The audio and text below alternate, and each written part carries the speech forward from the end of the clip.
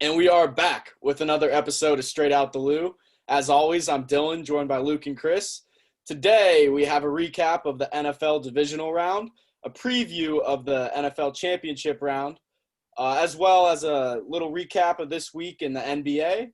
And Luke has a little bit of hockey action for us to recap as well. A little bit to not bore the listeners too much. To start our segment today, we want to talk about Patrick Mahomes and his concussion that he sustained in the game against the Cleveland Browns on Sunday. So, Luke, you have a few words to say about that. Go ahead. Yeah, so what is his contract? 12-year 503 or 10-year 503? He's making half a bill. And you call an option on 3rd and inches, and you roll your quarterback outright to run the ball. You're up 2 scores, run the ball into the line. I know that Hilaire didn't play. You just drafted him in the first round. You have Le'Veon Bell, who's arguably the best running back of the decade. Obviously, he's a little washed now, but run the ball into the line. Why are you putting your franchise on the line right there? This is why Brady wins. This is why Rodgers wins. This is why Peyton Manning won. They're not running. What has Rodgers won? Rodgers is consistently in the NFC Championship. He's been there. He's never had a tanking year. You know what I mean? Like Mahomes has started 3 years. It's been 3 AFC Championship games. I'm not blaming Mahomes as much as I'm blaming Andy Reid for the play call. And I like Andy Reid a lot, but dude, that's your franchise. He's 24 years old. What are you doing? And okay, he's also injured. First of all, didn't he hurt his left foot before the game? Because Roma wouldn't shut up about it the whole game. Oh, he barely even throws. Left foot's injured. And then let's not act like this wasn't the standard tackle of all time. How does he get concussed on that? I mean, Luke, you've never played tackle football. Dude, I've watched enough football to know that was a regular NFL tackle. He got grabbed by the neck and he landed on the crown of his helmet. He landed on the crown of his helmet. That's going to jostle your brain a little bit. Soft injury. Pretty soft. How can you say that when he stands up and can barely walk? And he looks like he doesn't know where he is, right?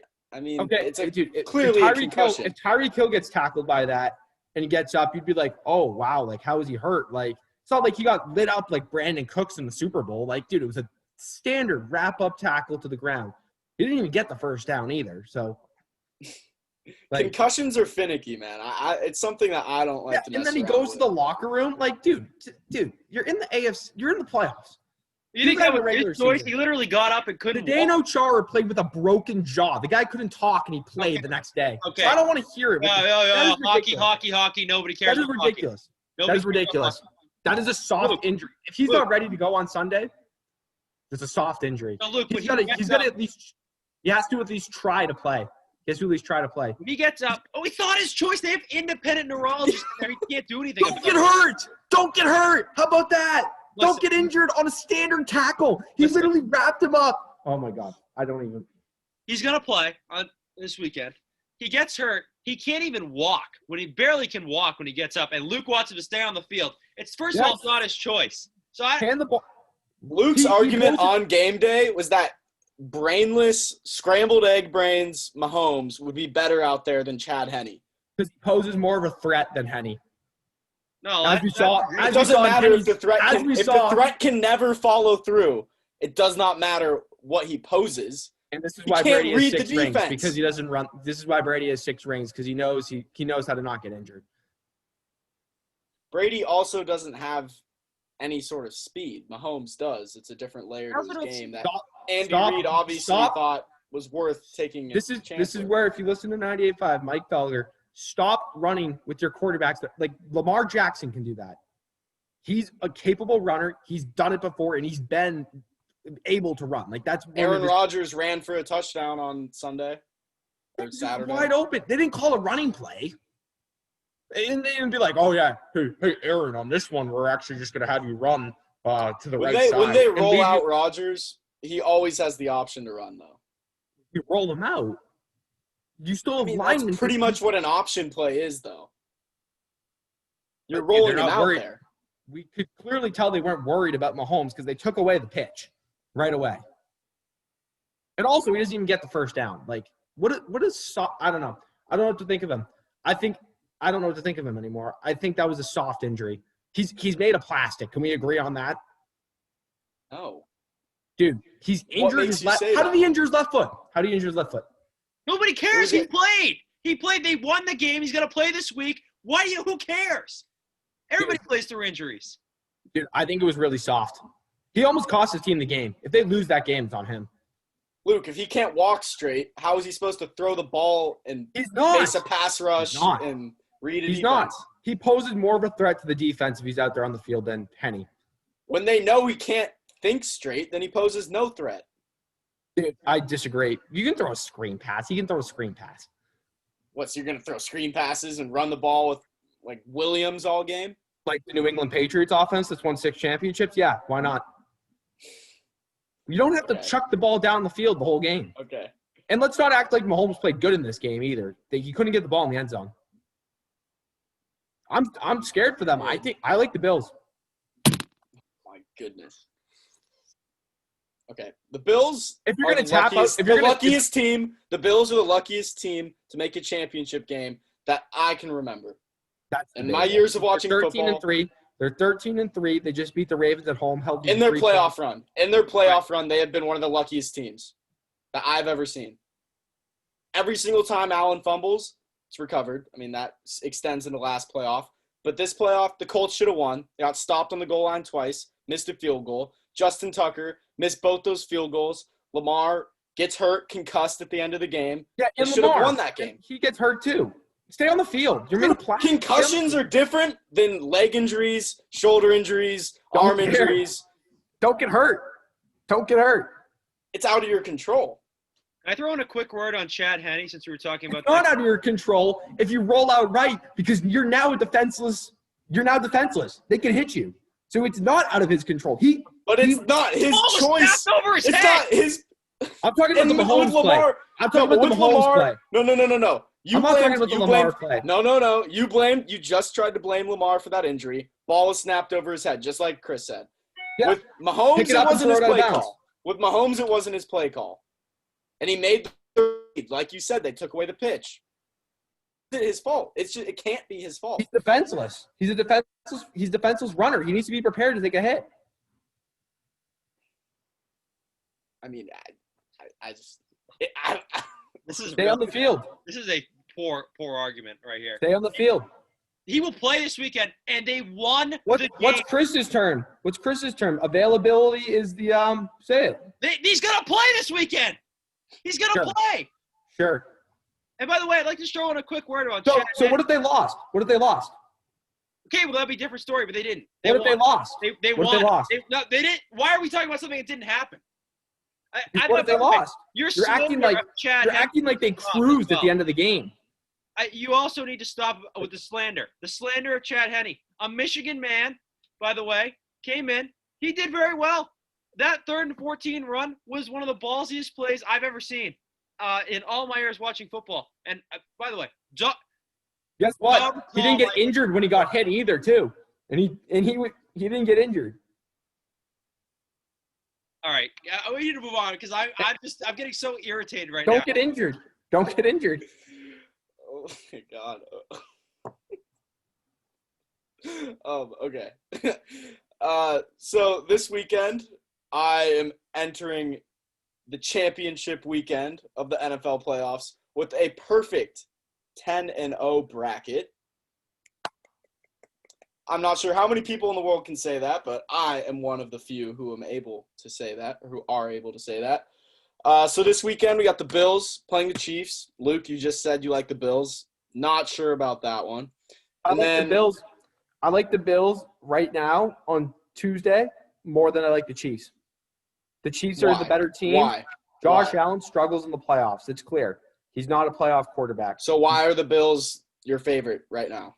Right now, the defense is buzzing. How is Kansas City going to stop their receivers, too? Tyrann Mathieu? I'm not sure. Dude, I just saw some dude named Higgins go out there and torch him.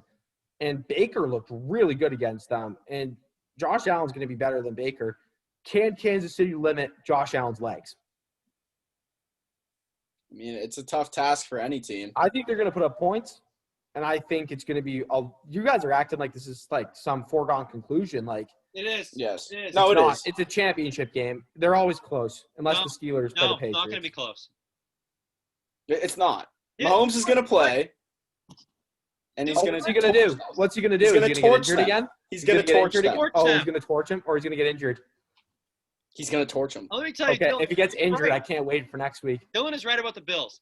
They should have lost that first game to the Colts. Then this week, as you said, Tucker missed the field goals.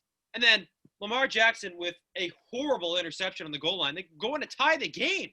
And all of a sudden it's 17-3, and I see all the media people. They're tying the game in the end of the Bills third dominate quarter, the dude. Like, Ravens because all the media people love the Bills for some reason. I cannot wait until they get smacked this week by Kansas City because Kansas City is so much better than them. And this bum quarterback, Josh Allen, who can't play in the playoffs. I'm so sick of the Bills. I cannot wait for Kansas City. I second that. People I can't like the Bills because the mafia is marketable. The team stinks.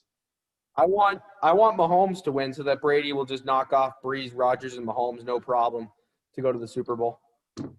Let's talk a little bit about Brady. So obviously Drew Brees, terrible game. Thomas Edward Patrick Brady Jr. Yes, sir. Almost So disrespectful. obviously Brees, terrible game, 3 interceptions, one of the worst you can have for an all-time great quarterback like him. Nobody saw that coming either. That was stunning. I mean, I didn't. I personally didn't see it coming. I told you Mike Thomas was going to be year. I told you Mike Thomas was going to be the X factor in that game.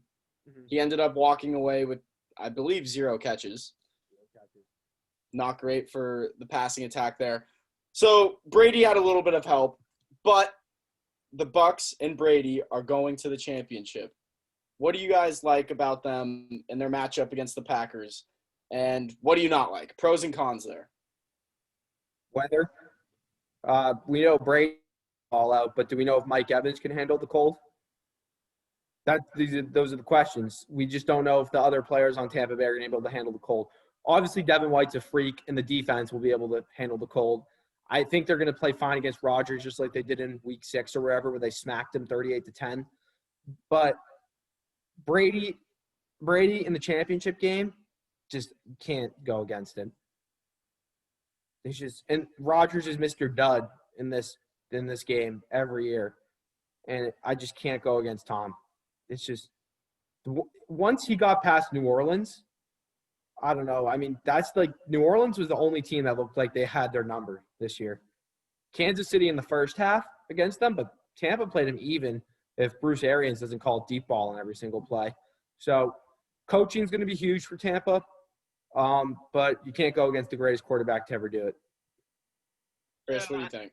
I like the Bucs as well, but I got to say one thing about this receiving core. If you look at where Brady went to on the big throws. Godwin sucks. Godwin blows. Evans blows. They won the big throws. Where'd he go? Leonard Fournette, Gronk on one big throw, Brait on a couple, and Scotty Miller. Because these guys can make plays. Evans, he sucks, and so does Godwin. They should both be. Lattimore owns Evans. Lattimore owns Evans. As far as I'm concerned, this weekend they should not play because they will not do anything. Brady needs to throw to his guys. He trusted Scotty Miller at the beginning of the season. We haven't seen him a lot since then. I'd like to see a little bit more of him and the tight ends. And Fournette he's nails. Fournette is nails. He has been the last 2 weeks. Give him the ball. Get him involved in the passing game. I think they're going to win this game. As Luke said, Rodgers is always a dud in the conference championship. And Mike Pettin is the defensive coordinator for the Packers, and Brady's won 8 in a row against him, dating back to his time in the NFC or the AFC East. So we'll see what happens there. Yeah. So for me here, my bracket obviously has the Packers here. So I'm trying to think of reasons to say that the Packers are going to win because I don't see it really happening at this point with how Brady's rolling and how this Bucs team's going. I think the one thing that is on the Packers' sides is just probability. Like you can't come to this game every other year and choke it every time you're in it. The odds there ridiculously low. I also think Rodgers is on a mission this year. This guy's been scary all year. It's a different Rodgers from the one I've seen the last few years. This guy's a beast right now. it's going to be tough to stop Devontae. Obviously, this guy is just a ball hawk. He's on offense. He just gets the ball. He catches the ball every time it's thrown to him. It's going to be tough for the Bucs secondary to really slow him down completely. It's going to be a shootout, though, I think. I don't think the Bucs defense is going to shut down Rodgers like they did with the Saints this past weekend. So I expect a high-scoring game. Hopefully Rodgers comes out on top. I'd love to see Brady come out on top, though. Just for my bracket, go Pack go. But I think a Brady-Mahomes Super Bowl would be unreal. Unreal. This is not going to be a high-scoring game. Why? This is maybe the winning Weather? team will get it. Maybe the winning team will get into the 30s. Early in the game, no way.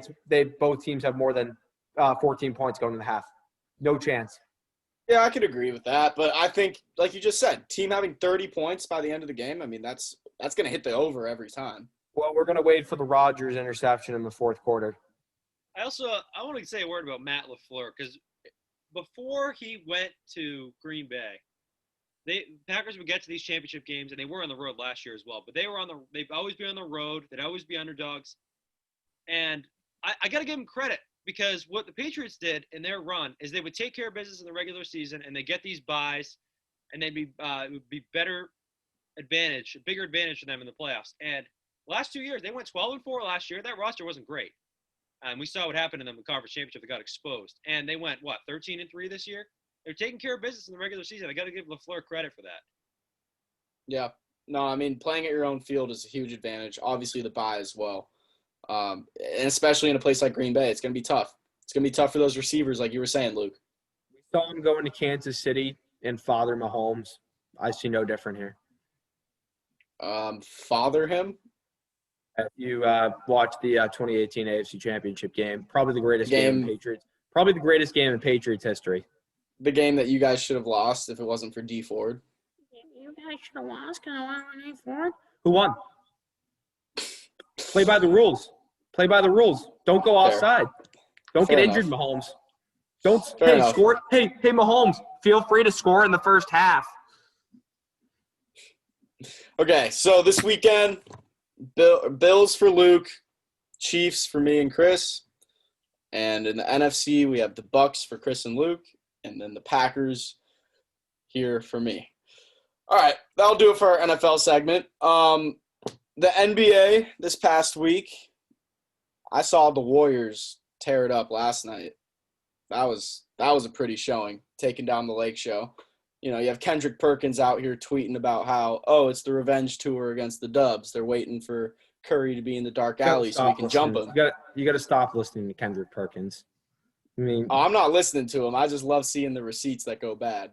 You know what I mean, any Celtics analyst, you can pull up 17,000 of them. Like I'll just use an example real quick. Scal before every single game. I like the Celtics to beat Miami tonight. And then all the excuses. Can we go to Chris real quick before we talk about the Warriors? I just want to. How was the Knicks game? Yeah, I mean, I would try and come on here and yell at the Celtics, but it's no. You could also come at me. We're 5-7. We're not good right now. You guys are 5-7. I don't like to go at the inferior competition like that, but I will say this about the Celtics. If the NBA is so dumb where you're just gonna have these games where the guys just gonna completely lay down, like they did against the Knicks. They get down early and then they just had enough. Jaylen Brown 25 points. Everybody else was horrible. And obviously Tatum's out until at least Friday, so we'll see what happens. The way I see it in the East right now. It's going to be a battle for seeding. I'm not sure who's going to win the conference, but the battle for seeding. I'm sure Miami will get up there at some point. But those top six teams, they haven't played one game with their full roster yet. So, yeah. I mean, Milwaukee, Brooklyn, Boston, Miami, Indiana, and Philadelphia will be battling for those top 6 spots. And that'll be really important for home court, assuming that we can get some fans in the stands by the playoffs. Yeah, no chance. No chance with Baker. Good luck with that. We'll see how the vaccine goes on, but that'll be important for home court and matchups. So those top 6 teams, keep an eye on. They're all very close right now, aside from Miami. But so we'll see. Yeah, any new? You can refer to them as the reigning Eastern Conference champs, the Miami Heat. Yeah, I mean, we don't celebrate Eastern Conference championships in Boston. Yeah, you celebrate your banners from the 50s. Right. Yeah. Oh, Kemba Walker, Uh, too. Encouraging. Trash, No. trash, trash, trash, trash. Hero is so much better than him. I don't even need to hear it. He's so bad. Kemba is so bad. Okay, well, I was just going to say it's encouraging because we need a third score, but sure. Trash. Third scorer. We need a More third like score. seventh. We need a third score, and he's back. So hopefully, he gets back to 100% quickly. He'll be playing tomorrow with Brown, and probably going to lose because Tatum's not playing. But we'll see what happens. I want to hear some Warriors. Hear about we can Steph talk some Curry. Warriors. We can Dude's talk some unreal. Warriors. Dude's So, unreal. yes, Stephen Curry, unreal shooter, obviously, but he's been cold lately. Last night, he was under 40%, I think, from three. He wasn't really getting it done from beyond the arc, but the threat is always there, and that's what's important. Teams know that he's going to keep shooting, even if he's cold, and they know that he can catch fire at any point. So last night, you see him constantly being doubled at the three-point line, and he's able to both split the double team to get to the paint and drive to the rim, get a layup. It happens probably 3 to 4 times a game nowadays. And he's also able to make the bounce pass to split the double team at the top to Draymond Green driving to the paint for a layup or a Kelly Oubre. Last night, Kelly Oubre has 23 points, over 50% from the field. Huge impact. The guy can do everything efficiently, proficiently even, besides three-point shooting. If he gets the three-point shot going, he shoots above 35%. The Warriors are going to be dangerous. They can beat anybody on any given night, especially with the defense they've been playing lately. You have Wiseman coming in and making stops, getting tons of boards. One problem there is the foul trouble. He's always in foul trouble every game. Draymond, possibly Defensive Player of the Year again. Some stats here from last night's game when he was matched up against AD for just over 8.5 minutes. Anthony Davis had 3 points on 1 of 7 shooting. 1 of 2 free throws, 0 of 1 from 3, and he did have 4 assists, but he has those assists because he's passing out of this matchup. He doesn't want to take on Draymond. He can't. Draymond not being a big, can't really defend the passing there, but he's locked down this year. He's unreal. Just the other night, 3-on-1 fast break. Draymond's the one defender, stops the fast break, gets a turnover. I would say this about Draymond. I mean, you're never going to see that out of Anthony Davis again. I don't care what defender you are. That's a great performance by Draymond. I'm not taking anything away from him, but Davis that's never happening again. He's not going to shoot 1 for 7 in a matchup like that again. You're forgetting about one defender. Warriors? No, Marcus Smart. He'll do that to him.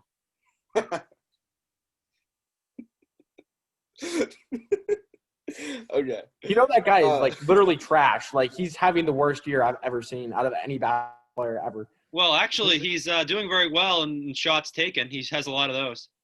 Oh yeah. What's the percentage? That it hits the rim, first of all. Well, you got to look at all-time threes in Celtics history. He's like, he's like 10 behind Larry Bird. I saw that. Yeah, he's good. Yeah. All right, I don't disagree. But I want to talk about Curry for a second. These NBA hardcore fans, they wrote this man off. And this guy is one of the greatest players of all time. I mean, top 15 for sure. Dude can do everything. And, just because he plays with Durant for a couple of years, misses last year with an injury, obviously, people forget that this guy's the only unanimous MVP ever. This guy was highlight every day. You wake up, what did Curry do last night? That's all everyone wanted to know back in 2015, 2016, when he was probably a part of the greatest basketball team of all time. Record-wise, I think the Bulls, maybe the 86 Celtics are better. But other than that, I mean, this guy is dynamic. He's the best. He's the greatest shooter of all time. I can't believe this guy's written off, and he's the MVP favorite. No doubt in my mind right now, he's the MVP favorite. This team, as Chris would say in his famous words, this team should have to relocate the way they've been playing all year. And the fact that they have what's their record, 7-6 or 8-6? I think they're 7-6 right now.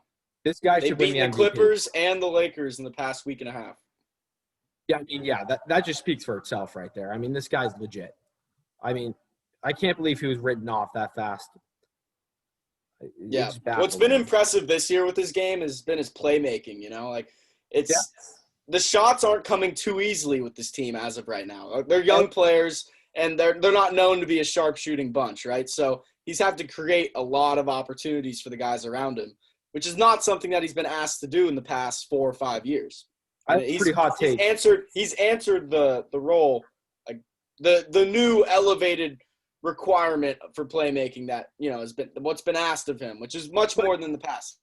Well, I think his playmaking was still amazing though when Durant wasn't on the team. But here's my hot take that I don't know how you guys will agree with this, but Steph Curry has been the most dominant player in the NBA since 2014.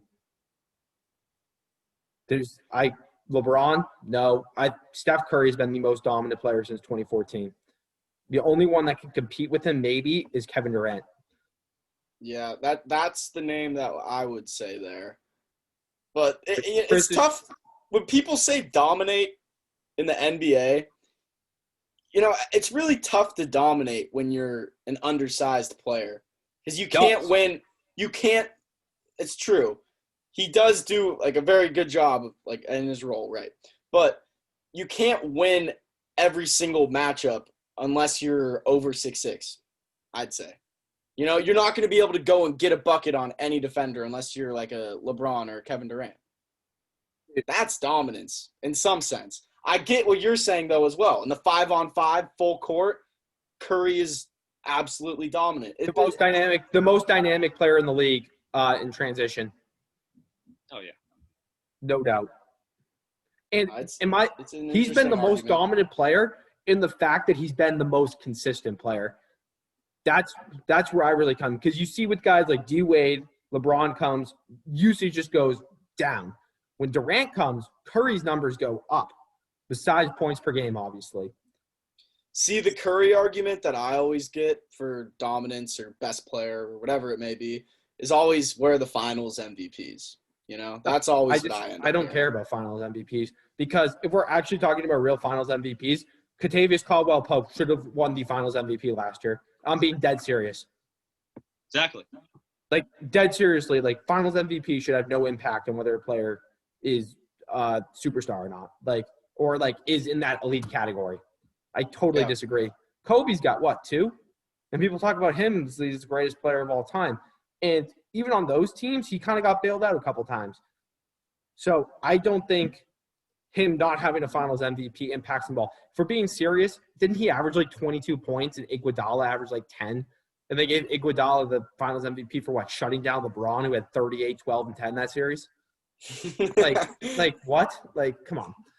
But my last take quick on the NBA, my MVP pick of the year, Luka Doncic, trash. He's awful. I've never seen a player regress more than Luka Doncic has. He's out of shape. He can barely run up and down the court. He does not play defense. That was known fact, but it's really bad. Not a leader. He's a crybaby. He's going to be a Kyrie Irving. I don't think his talent in terms of what he did well last year has regressed at all, or his ability in terms of what he did well. Yeah. But teams have figured out that he doesn't do anything off the ball and that he doesn't defend. Yeah. And a lot of that is because he's overweight. But I think a lot of it also is because this guy's just soft. He's just a soft player who's selfish and wants the ball all the time. He was raised by his supermodel mom and some probably rich Eastern European guy, and I'm sure with bodyguards and butlers and whatever growing up. Exactly. He just seems sort of like that spoiled, I get everything, selfish kind of player. This is why when I was telling you guys at 419, I want Jimmy Butler over this guy. Jimmy Butler was homeless for about 6 years, and this guy wants it. He wants it. And Butler, I just feel as a fan of the game who knows the NBA is rigged and knows everyone can just go out there and get your 30. Harden rolls out of bed, gets his triple double. I enjoy watching players that are very talented but also go 100%, and that's why I'm a big Kevin Durant fan, a Steph Curry fan, Jimmy Butler fan, and I would probably throw also. You got to put LeBron in there. LeBron plays every game. In the playoffs. LeBron in the playoffs, not in the regular season. Throw in Jaylen Brown in there. I know you love Jaylen Brown. Jaylen Brown, he does play hard a lot, but he gets kind of soft at the end of the game sometime, which I'm not a fan of. He should demand the ball. He should demand the ball at the end of the games, but it's Steven's system, so I can't really blame him for that. But that's all I got on the NBA. I want to see more out of Doncic, and I think Curry's the MVP favorite right now. And I think it's going to be a crazy Eastern Conference playoffs, but I think the Lakers are going to come out of the West. I don't see much resistance. No. I mean, it's going to be tough to beat them in 7 games. Chris, what do you have for the Celtics final seed in the East as of right now? Yeah, I mean, I think Milwaukee will finish ahead of them, and I don't think they're going to get – I'm not saying they're going to get to the conference finals. I'm not saying they're going to get to the finals. I think they're going to finish second, though, behind Milwaukee, because I think Brooklyn, at some point, there's going to be a time where Brooklyn's going to start this load management garbage, and, the Harden and Kyrie will be mailing it in on the court, and they'll lose some games. And, Miami's a little behind the 8 ball right now, and Philadelphia's had some injuries. I don't know about Embiid's injuries. He's always hurt. And, maybe Indiana. They usually play hard every night. They're a solid team. Yeah, they're good. But, yeah, I think they'll finish second. I don't know how far they'll go. I mean, they'll win the first round. We'll see what their matchup is in the second round. But, yeah. Yeah, that's a good assessment. I'd agree. Luke, do you want to talk some hockey? Yeah, quick hockey talk here. It's pretty simple. Boston Bruins. The game of hockey is played 5-on-5, so 3 forwards, 2 defensemen. The Bruins have played 3 games this season and have 0 goals when the teams are at full strength in 5-on-5. And it's extremely embarrassing for a team that's supposed to be the most talented team in the world, whatever, all this bull crap. David Pastrnak, who's injured right now, who's the Bruins' best player, top 10 player in the league, is really missed right now. I mean, this guy is clearly going to have to ask for a huge contract, which we might not be able to pay him because of his value now watching the Bruins play. Charlie McAvoy's a stiff. He went to Boston University, so of course we know that. And the coach needs to get better. I mean, the Bruins, they have, to put it in perspective for everybody, the Bruins have the same amount of 5-on-5 goals as the Dallas Stars do, and the Dallas Stars haven't played a game this year. So that's all you really need to know. And they better pick it up fast. They get the Flyers on Thursday, first home game of the year. I mean, they just got to pick it up. So How we'll many see games in are they? How many games in? They've only played 3 games, and there was no preseason, but I'm still very critical of the team. Clearly. Dude, you can't score 5-on-5. Like, what's going on? They scored a shorthanded goal. They scored a goal shorthanded, and they haven't scored a goal 5-on-5. Now, Luke, I know they lost to the Devils, and I know the Devils suck, and I know Rask didn't play.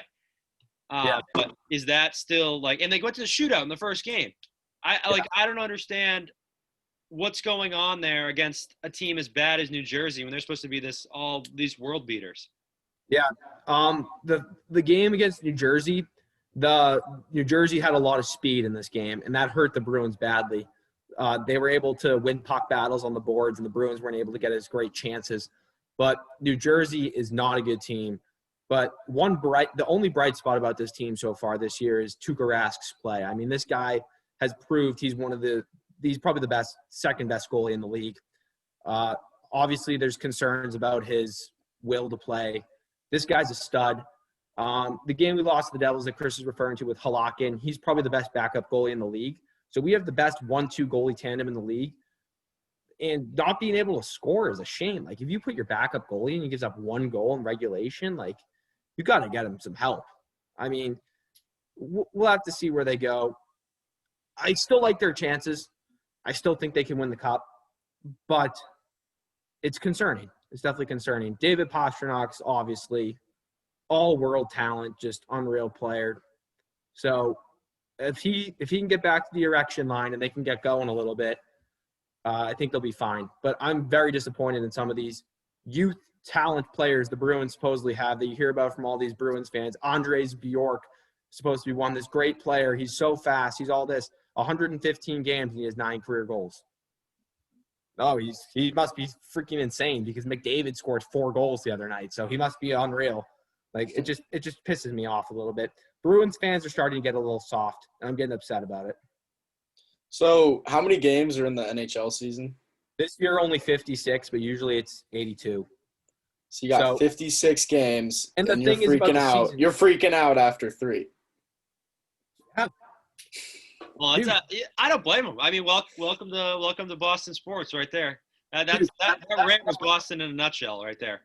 Dude, like this year they made 4 new divisions because there's usually 4 divisions, but they made them different because you can't go into Canada without. Yeah. So they did a Canada division. The Bruins are in the toughest division in hockey, and you can't be dropping points to the Devils. That's the worst. Yeah. There's 7 elite teams in this division, and then there's the Devils. Mm-hmm. Like, you can't be losing to the Devils. And even going to overtime, going to a shootout, you're giving them a point. It's just very frustrating because you watch guys like Crosby tonight just dominate.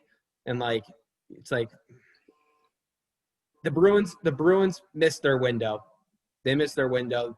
It was 2018, 2019, 2020. Those were their 3 chances to win the cup. They choked in 2019, and last year they just didn't even want to play in the bubble. So, it is what it is.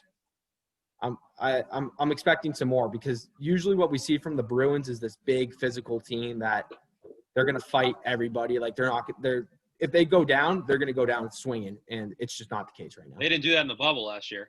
They were not. That's what I'm saying. But back in the days when the Bruins, from 2010 to 2019, these guys, they wanted to win, and it's just embarrassing right now. Yeah. So, I mean, as you said, 3 games in, but I'm still concerned. Fair enough. And that will do it for this episode of Straight Out the Lou. Look for my bracket to remain perfect this weekend, and we will see you guys next week.